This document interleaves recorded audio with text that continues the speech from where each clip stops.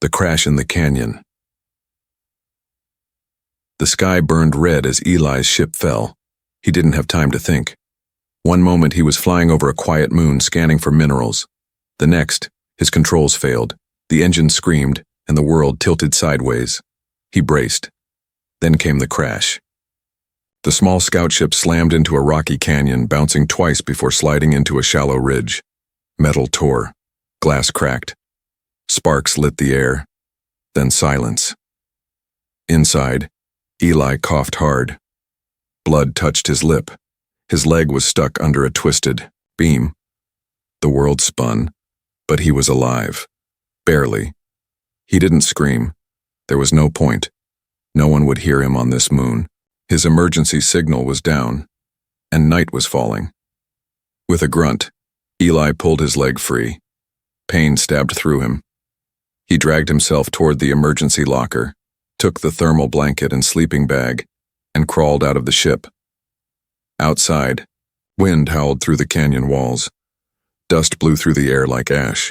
The sky was strange, deep purple with 3 small moons rising. Eli found a small rock shelf near the cliff wall. It offered some shelter. He sat against the stone, wrapped the blanket around his shoulders, and opened a food bar with shaking hands. He ate in silence. And then, he saw her. At first she was just a shadow in the wind, a figure. Small. Still. Watching. He blinked. Thought it was a trick. But the figure stepped forward slowly. She had pale blue skin, large silver eyes. Her hair floated like soft threads in the wind. She wore a dark cloak made of rough fabric. She looked young, afraid, alone. Eli didn't move. He didn't speak. He just watched her the way she watched him. She took one step closer, then stopped. Her eyes focused on the sleeping bag beside him. She pointed at it, then looked at him again. Eli hesitated. Then he slowly unzipped the sleeping bag and held it out. She didn't take it at first. Instead, she knelt carefully, like an animal checking for traps. Then, gently, she took the sleeping bag and backed away a few steps.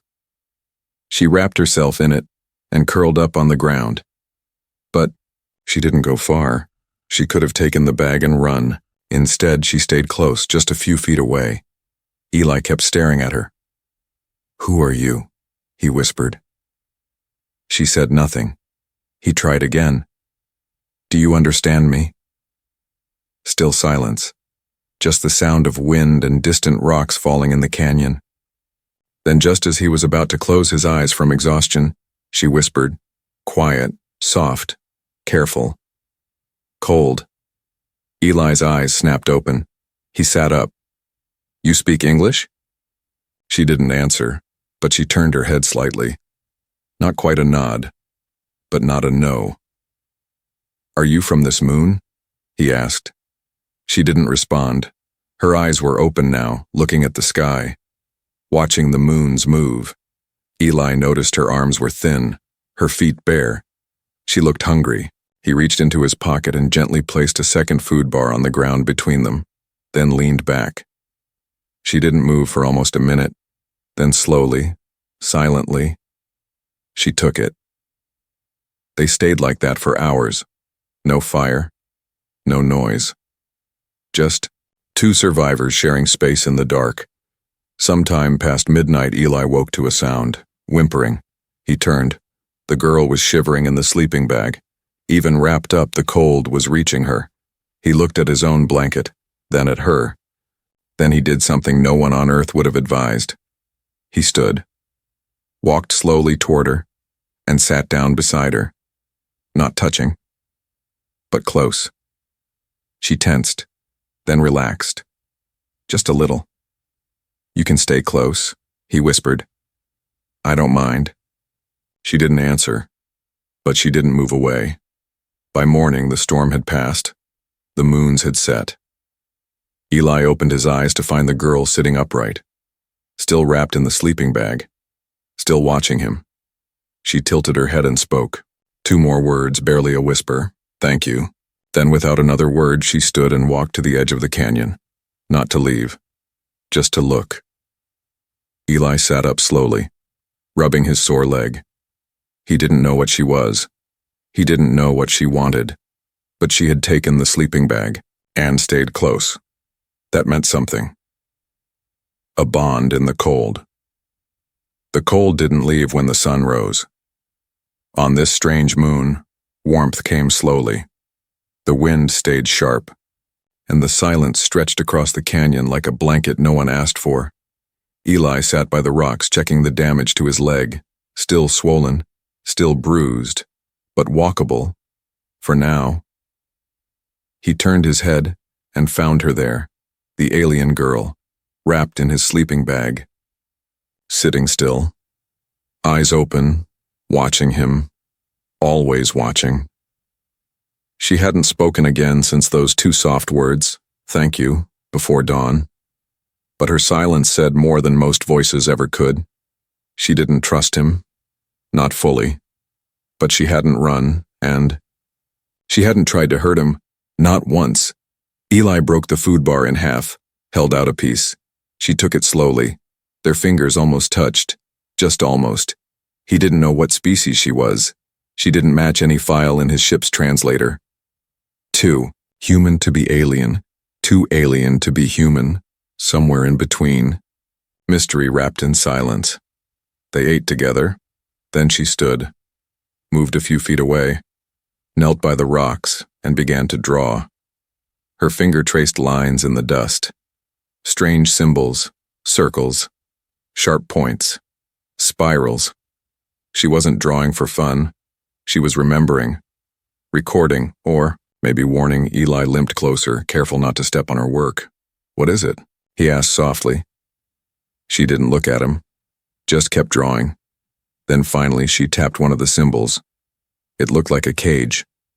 Then tapped her chest. Then the canyon wall. Eli's breath caught. "You were kept here?" he asked. She didn't answer, with words. Just a slow, tired nod. Later, while she rested against the rocks, Eli returned to the crashed ship. He needed supplies. More food, a med patch, maybe a power cell for the emergency beacon. He found the beacon, cracked, completely dead. He muttered a curse under his breath, but then something caught his eye, a smear of blue on the inside wall. Not paint, not damage. Blood. He followed the trail back toward the cargo ramp, and there, in the shadows of the landing gear, he found her, kneeling. Quiet, looking at a piece of broken glass in her hand. She dropped it quickly when she saw him. Stood fast, too fast.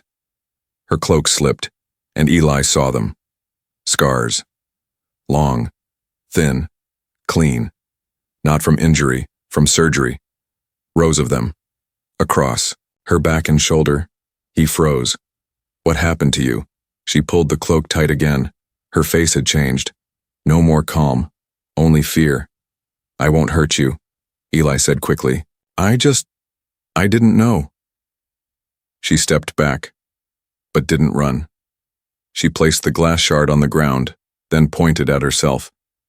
Then crossed her wrists, then tapped the cage symbol she'd drawn earlier. She had been a prisoner, not here by accident, but left, hidden or escaped. That night, they didn't talk. She lay on one side of the fire, Eli on the other. Between them, the sleeping bag stayed half open. He didn't zip it, didn't move it, and in the quietest hour, she slid closer, still not touching, but close enough to feel Eli, looked at her and asked gently, "Do you want to leave this place?" She didn't speak, but her eyes closed slowly, and a single tear slipped down her cheek. The next morning, they packed what little they had. He gave her his only scarf. She wrapped it around her face without a word, and for the first time, she reached out, not to take, not to point, just to hold his wrist. For 1 second, her skin was warm. Warmer than yesterday, like something inside her had shifted, trusted. As they walked deeper into the canyon, Eli noticed something else. Her steps grew, lighter, her eyes sharper, and the scars on her back faintly glowing. He said nothing, but in his mind, a thought grew stronger. She wasn't just a prisoner, she was built for something, and whatever it wasn't over. The signals beneath the sand. They walked for hours. The canyon grew wider, the shadows deeper. The air was dry and filled with the scent of metal dust and old storms. Eli's leg still ached, but the girl, Alia, he decided to call her in his thoughts, moved easily now. Her strength seemed to grow the longer she stayed near him. He watched her carefully as she scanned the cliffs, paused at strange patterns in the rocks, or stared too long at the sky. She was remembering, but not in words, in feelings.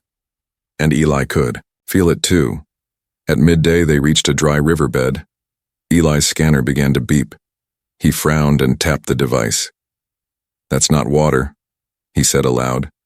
The girl tilted her head. "It's a signal," he muttered. Terran, old, very old. He knelt down, brushing away layers of sand. Metal gleamed below. More beeping. Buried deep in the dirt was something flat and rectangular. A hatch. He glanced at her. She stared at it, frozen. Not confused. Not curious. Afraid. "You've seen this before, haven't you?" Still silence, but her eyes said yes. With effort, he cleared the rest of the sand and uncovered a broken emblem. A faded Terran flag. He pressed his palm to the scanner plate. Nothing. She stepped forward, slowly, and placed her hand on the other side. The hatch clicked and opened. Inside was darkness. A narrow shaft led into the ground. Stale air rose up from below. Eli turned on his torch, then looked at her. "We don't have to go down." But she was already climbing. They descended into silence. The tunnel opened into a small chamber, dust-covered, filled with equipment long dead. Screens cracked, lights broken. Except one. A single stasis pod. Still glowing. Still active. Eli walked toward it. The ID plate was scratched, but not unreadable. Project Hyla 9. Subject 27. Status released subject. 28. Status. Terminated. Li turned to her. Her hands were clenched, her jaw tight. He stepped closer to the console. A log file blinked slowly. One tap. That's all it needed. He hesitated, then pressed it. A hologram flickered to life. A human man in a lab coat appeared, speaking in a calm, flat voice. Project Hyla 9. Hybrid Yield Life Adaptation. Day 412. Subject 27 has begun responding to memory prompts. Integration with Terran cognitive patterns shows early promise. The image shifted. Subject 28 rejected the bond. Terminated. Subject 27 will be relocated to remote moon Delta 4 for further testing. The recording ended. Eli turned to her. "You're Subject 27. She didn't move. You were part of an experiment." Still nothing. But her shoulders shook. Her eyes burned. She whispered, "Barely. I didn't choose this." Eli stepped back. "I know." She walked to the pod, touched the side, then whispered something in a language he didn't understand.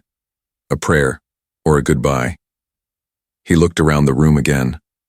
Old notes, a broken camera, and in the corner, a nameplate, half covered in sand. He brushed it clean. "Alia." He looked at her. "You remember now." She nodded slowly. "Pieces." They left the chamber together, the hatch sealed behind them. That night by the fire, neither of them spoke much. Eli cleaned a cut on his arm. She watched quietly, then reached for the bottle and gently cleaned the scrape on his hand. Not like a soldier, not like a machine, like someone who had been cared for once, and wanted to return the feeling. Before sleep, he asked her, "Do you still want to leave this moon?" She nodded, but added something new. She looked at the stars and whispered, "I want to know why they made me." Eli stared at her, glowing. "Scars?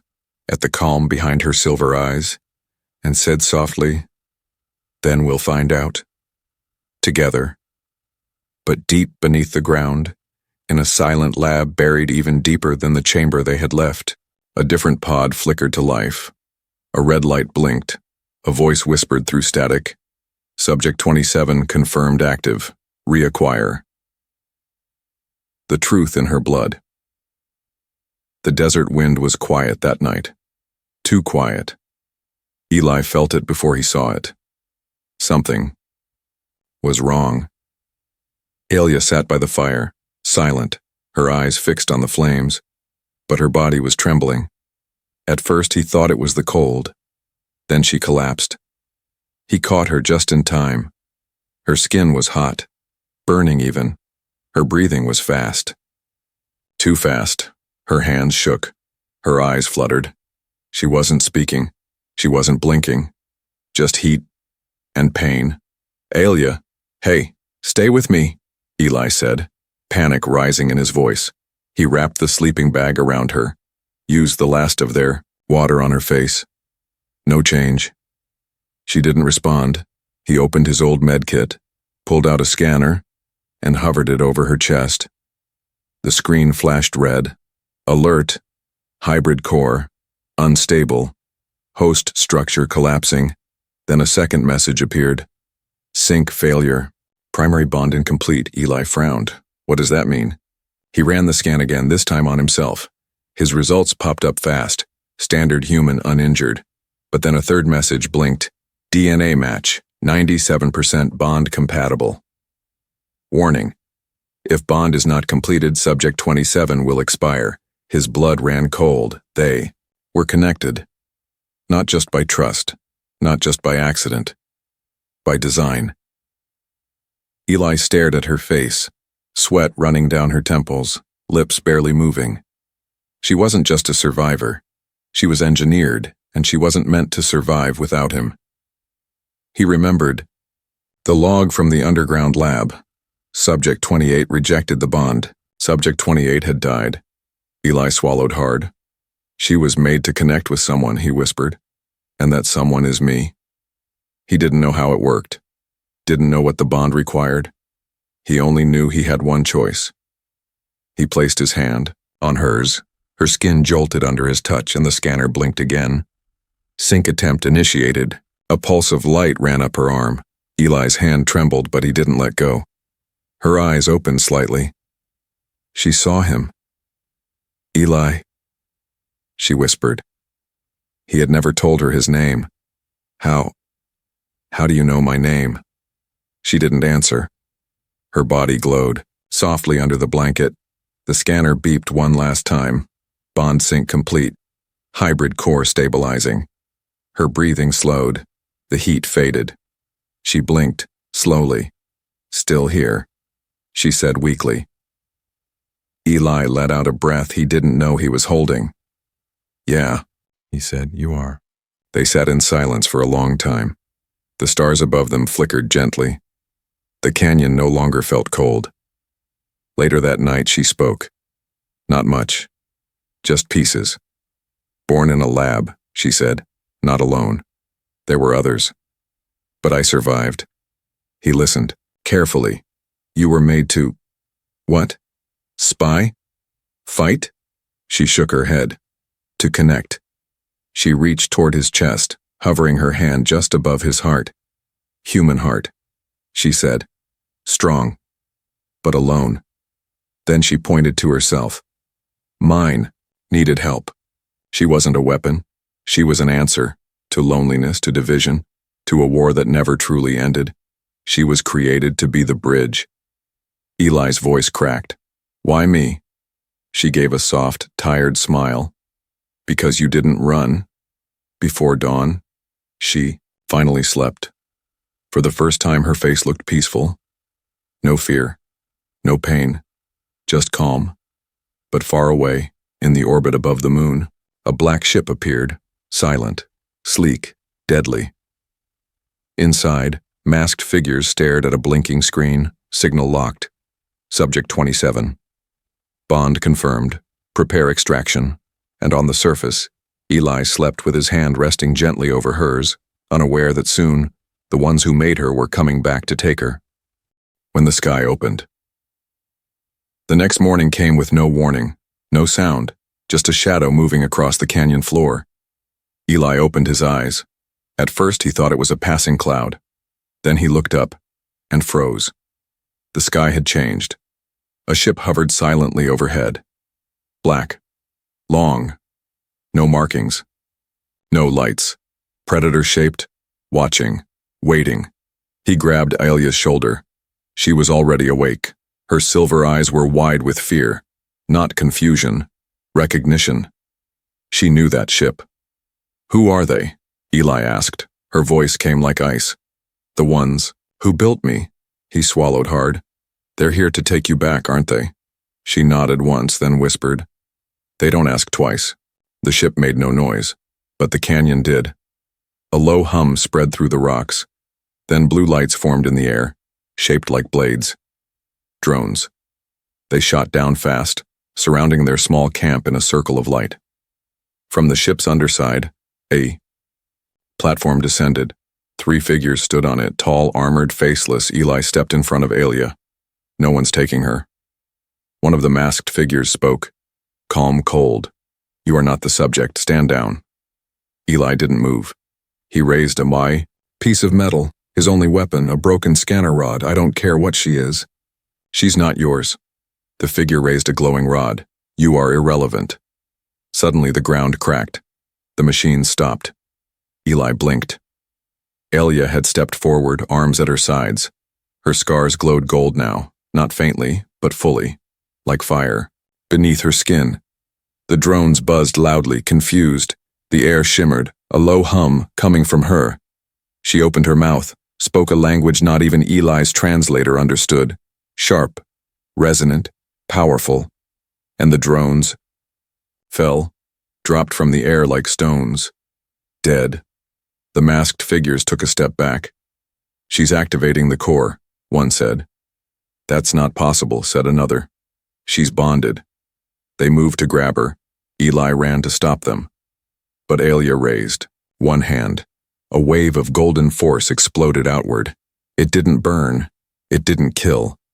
But it pushed, like gravity itself had bent in her favor. The soldiers flew backward into the cliff wall and dropped, unmoving.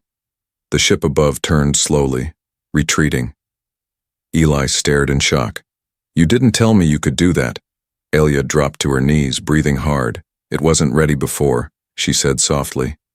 The bond gave it strength. Eli helped her up. "Is it over?" "No," she whispered. "That was only the test."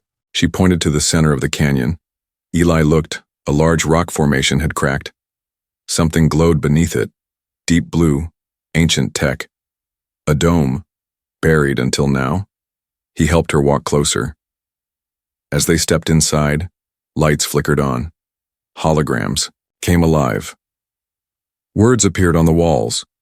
"Core AI chamber, Hyla 9. A female voice echoed, "Subject 27. Bond confirmed. Final protocol unlocked." A console lit up. Alia placed her hand on it. The voice continued. "You were made not to serve, but to lead. The bond was the final test. You passed." Eli stepped back. "What is this?" The AI responded. "Alia is not just a hybrid. She is the living bridge between species, the first of many. If she survives, peace may follow." Eli looked at her. She was glowing faintly now like a sun trapped in human form. "You didn't just escape them," he said. "You were meant to replace them." Alia turned to him, her voice trembling. "But I'm scared." He placed his hand over hers. "So was I when I touched you the first time." She smiled, just a little, and for a moment neither spoke, because they didn't need to. Above, the dark ship vanished into orbit, but its signal didn't go with it. Across the stars, another message was sent. Short, direct, subject, bonded, protocol, breach confirmed. Initiate cleanse fleet. The sky wasn't finished with them yet, but neither was she. Legacy of the first flame. The core chamber pulsed with light. Blue and gold veins ran across the walls like glowing roots. Machines once forgotten hummed awake. Symbols flickered, some human, some alien, and some older than both. Alia stood in the center, breathing slowly, listening. Eli stayed close, watching her from the edge of the circle. His heart was racing. This wasn't just a hidden base. It was a memory, buried by time, protected by silence, waiting for her. The AI spoke again. Flame protocol initiated. Legacy sequence unlocked. The air shimmered. A hologram formed above the console. A tall figure, female, cloaked, her face a blur of light. She began to speak. Long ago, when the war between Terrans and the Athari ended, a plan was made, not of peace through paper, but peace through blood. A living bridge, a child of both worlds. They called her Project Hyla, Hybrid Yield Life Adaptation. The figure stepped aside, revealing a new image. Alia. As a child. In a stasis pod. Eyes closed, scars fresh. Eli clenched his fists. They created you as a symbol, he whispered. No, Alia said softly. They created me as a weapon. The AI responded, not weapon, not soldier, anchor. If the bond succeeded, the flame would return, not to destroy, but to guide. Eli looked confused. What's the flame? The chamber answered. A swirl of light appeared in the air, a golden spiral, soft and alive. The flame is the ancient code. It exists in both humans and Athari, dormant. It fuels healing, memory, connection. It was lost in war. She is its vessel. Alia touched the spiral, it spun faster. Her scars glowed, but something inside her trembled. If I carry this flame, she said. Why does it hurt? The AI replied. Because flame alone cannot survive. It needs balance, it needs bond. Eli stepped forward. That's why I was pulled to you. Alia turned to him. You weren't chosen by accident.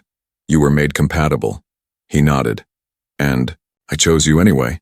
Suddenly the wall shook. The AI's voice turned sharp. Warning, Cleanse fleet approaching orbital lock in 22 minutes. A map lit up. 5 ships entering orbit, fast, armed, built to erase. Eli grabbed her arm. We have to run. But Aelia didn't move. She was staring at the spiral of flame. Then she said, something Eli didn't expect. I'm done running. She placed both hands into the spiral. Energy rushed through her body. The chamber lit up with golden fire. Her eyes closed. Her feet lifted from the ground. The AI whispered. Bond confirmed. Legacy accepted. Eli shielded his eyes as the light expanded. When it faded, she landed gently, not glowing but calm, and changed. Her scars were gone. Her voice steady. The flame is mine now, she said. I'm not a test anymore. They rushed back to the surface. The sky above was no longer silent. Black ships broke the clouds, fast, deadly, but Aelia stood tall, her cloak whipping in the wind. She looked at Eli. I can stop them, but I need you. He took her hand. You've always had me. She raised her palm. The ground around them lit in gold. Old machines under the canyon woke up. Shields, cannons, signals. This wasn't just a lab, it was a fortress, and she was its guardian. One by one, the incoming ships fired. One by one, their weapons hit the shield she now powered. The canyon shook, but didn't break. She whispered to the sky. You made me to end war. So now, I will. Above, one of the ships exploded in light, not from a missile, from its own systems failing, overwritten by the flame code. The others turned, unsure, afraid, then fled. Silence returned. But the canyon was no longer empty. It was awake, and so was she. Aelia turned to Eli, tears in her eyes. I feel them, she whispered. The others, like me, still hidden, still waiting. Eli nodded. Then we'll find them. She smiled, not just with her lips, with her whole self, because now she wasn't just A survivor, not just a hybrid. She was the first flame reborn. The girl who chose warmth. The fire in the canyon had gone quiet. Not because it was gone, but because it now lived inside her. Alia stood at the canyon's edge, wind brushing through her silver hair. The sleeping bag lay beside her, folded, clean, and untouched since the night everything changed. She didn't need it anymore, but she kept it close. It reminded her who she used to be. Eli sat nearby, checking the ship's systems. It was nearly ready, patched together with parts from the old base and their crashed scout. The fusion core now pulsed with golden light, powered by the flame she carried. "A few more minutes," he said. Alia nodded. But she wasn't in a hurry. Above them, the stars were beginning to shift. Signals reached distant satellites. Old AI systems activated. A message had gone out, one only the lost could hear, and they were hearing it. All over the galaxy, Alia could feel them. Others like her, forgotten children of the old flame, half human, half something else, waiting for someone to say, "You're not broken. You were built for more." She stepped into the middle of the canyon, placed her hand on the ground, and closed her eyes. "Let it echo," she whispered. A low hum began beneath her feet. Then, light. A golden wave rippled outward, invisible to most but real, the kind of signal only the bonded could feel. Eli walked up behind her. "That was beautiful." "It's not a call," she said softly. "It's a homecoming." He handed her something, her scarf. Faded, worn, but still hers. She smiled, wrapped it gently around her neck, then turned to him. "Are you sure you want to come?" He raised an eyebrow. "You really think I'd stay behind after everything?" She tilted her head. "You could go back to Earth. I found something better." She blinked. He added, "Someone better." They stood in silence for a moment. Then, Eli said, "You know, the first night we met, you took the sleeping bag and stayed so close to me." She looked away, smiling. "I was cold. You were scared." "Both." He nodded. "Me too." She looked at the folded sleeping bag on the ground, then picked it up, carried it with her into the ship. Not because she needed it, but because she chose to remember. Inside, the cockpit glowed softly. The new ship no longer ran on fuel alone. It ran on connection, on bond, on something the war had forgotten: trust. Alia took the pilot seat, Eli beside her. No commands, no countdown. The ship simply knew, and it rose. As they broke through the clouds, the stars came into view. A soft voice echoed from the console. "Destination?" Alia smiled. "Anywhere they're still afraid of warmth." The ship jumped forward, light stretched, time bent, and the girl who once curled up near a stranger's fire now flew at the front of a legacy meant to reunite the stars. They called her many names: the first flame, the hybrid anchor, the girl who whispered to the forgotten.